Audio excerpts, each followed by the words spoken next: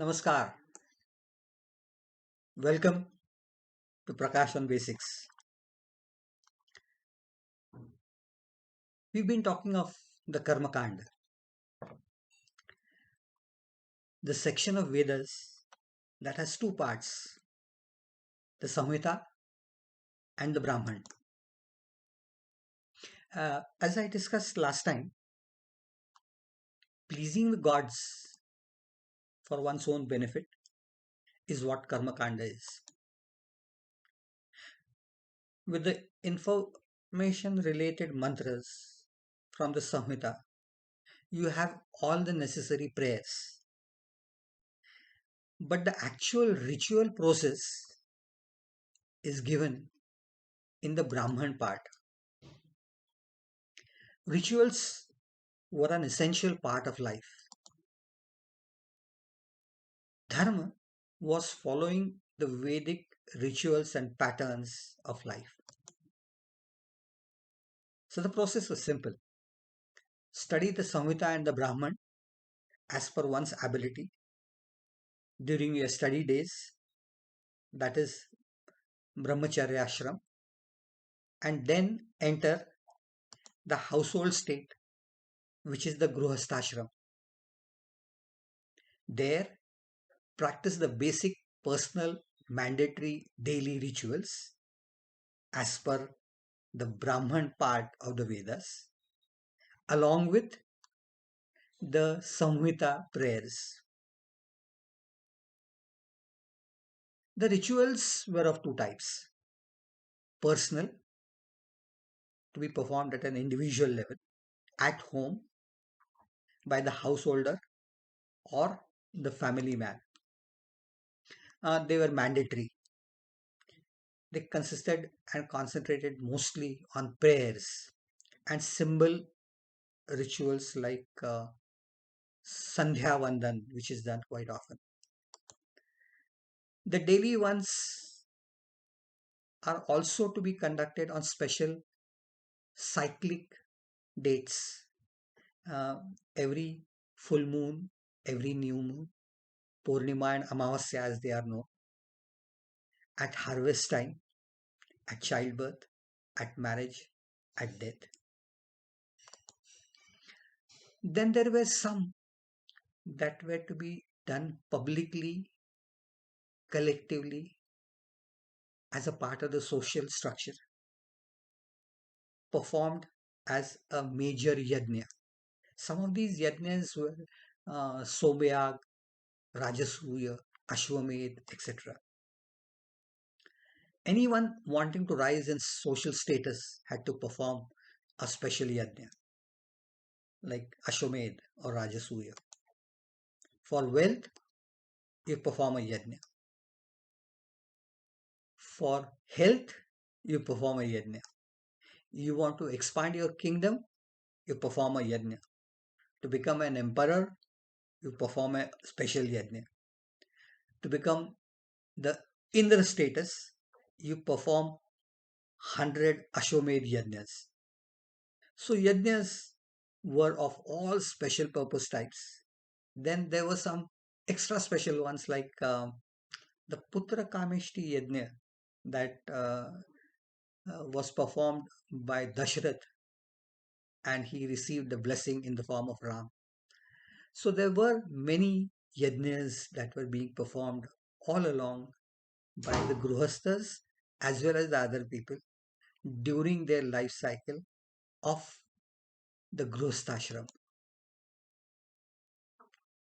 But then it was quite obvious that with time and social growth, the complexity of these yajnas greatly increased.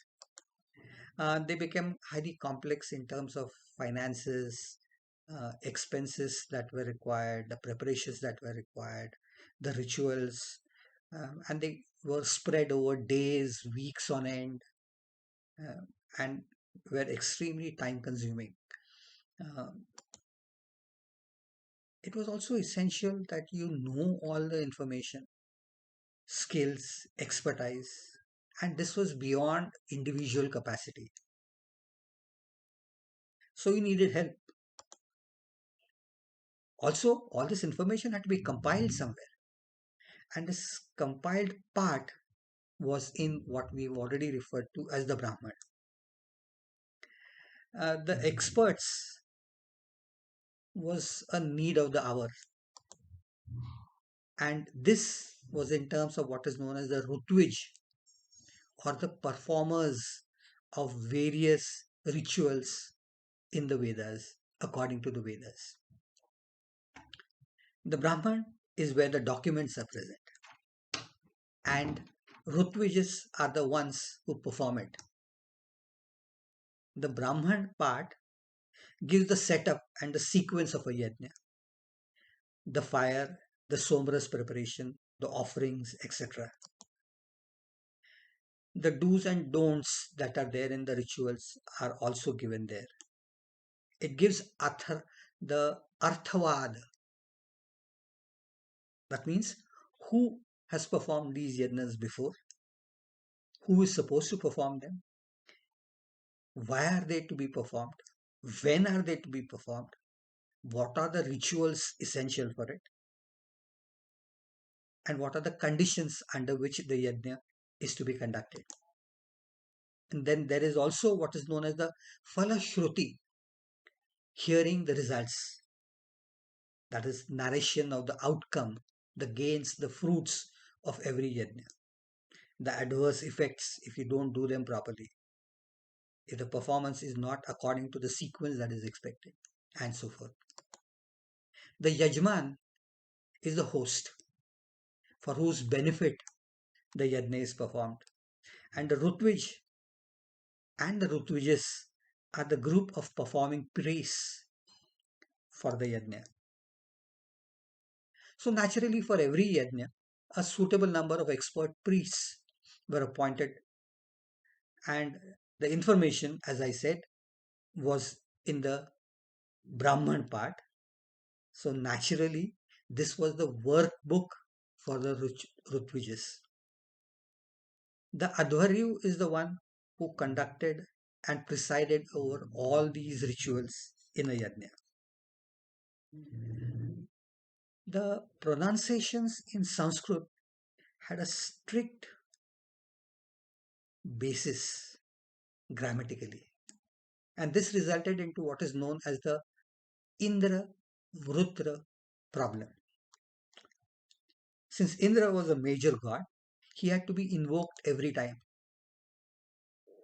And the trouble was, the mantra was very specific. Any change in its syntax, any change in the breakpoint, any change in the intonation, any change in the pronunciation, and the meaning would change. The gist of the mantra is, I invoke Indra, whose enemy is Vrutra. And if you change some parts in your pronunciations and other areas, I invoke Indra's enemy, Vrutra. Inaccuracy and pronunciation errors would bring Vrutra instead of Indra as the person invoked. It's quite likely he would harm since he was the enemy, he would obviously harm the Yajman. Who would take the risk? So the alternative was very simple. Let the Ritvijas do everything. So you perform on my behalf and give me the credit. In all these yajnas, the option was to drain water from your hand, which is known as udak, and claim all the benefits of the yajna after they have been performed suitably by the Rutvijas. So the Rutvijas performed the yajnas for the Yajman. They had spent their whole life learning and perfecting these techniques, and they'd been practicing this day out and day in, and they still do it. Even today, we have Rutvijas who perform many of the yajnas, as many of you all know. Many of them were also gurus, that is, teachers. So their importance was naturally pretty high. Their hierarchical position was also much higher. Their dominance naturally increased, and that too rapidly at that time. This priest dominance is true in all religions and all ages. It is valid in every possible religion that you look at. They are at the top of the social structure. And this particular whole class of priests involved in rituals and teaching was named after the book Brahman. And today we then have all such people family wise referred to as Brahman, in English, many a times pronounced as Brahmins. The original Vedic text Brahman is now also a caste, Brahmin or Brahman. And these Brahman Granthas were different for each of the Vedas. The Rigved had the Aitareya Brahman and the Kaushitki Brahman. The Shukla Yajurved had the Shatpat Brahman. The Krishna Yajurved had the Taitiriya and the Kathak Brahman. The Samved had the Panchavisha Brahman. Atharva Ved had the Gopath Brahman. These were not the only four or five that I mentioned. There were others also, but these are the ones that are very commonly used and dominant in their utility. Uh, Brahman part also covered a variety of other topics, and the Rutvijas followed these very strictly.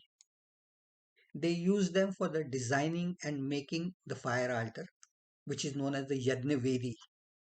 The information for this is also given in a text known as the Shulva Sutra, which is a part of a Vedanga, the supplement to Vedas.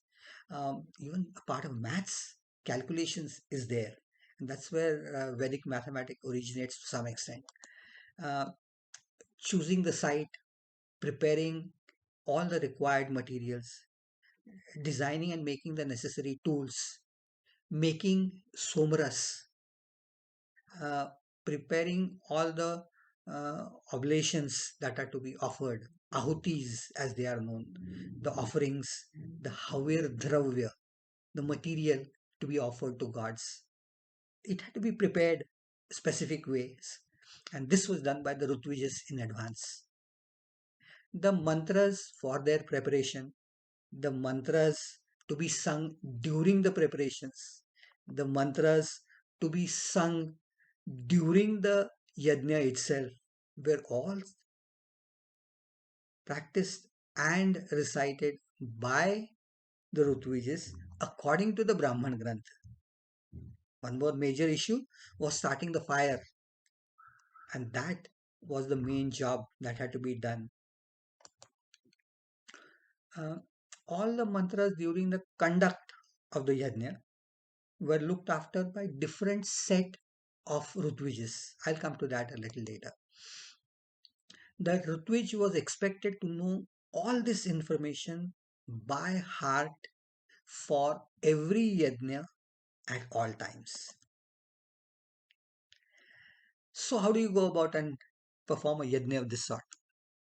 For a major yajna, the yajman or the host would appoint the Rutvijas by the advice of his family priest or the guru.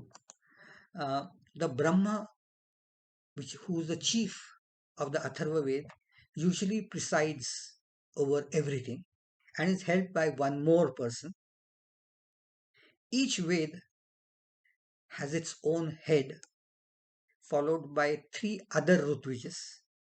So 1 plus 3 into 4, that's 16, and one uh, person from the home or the master's helper or the master's guru That makes it a total of 17 Rituvijas required for every major yajna. The Advaryu, the chief of the Yajurved, oversees all preparations before and during the yajna itself. He oversees the working of the yajna also.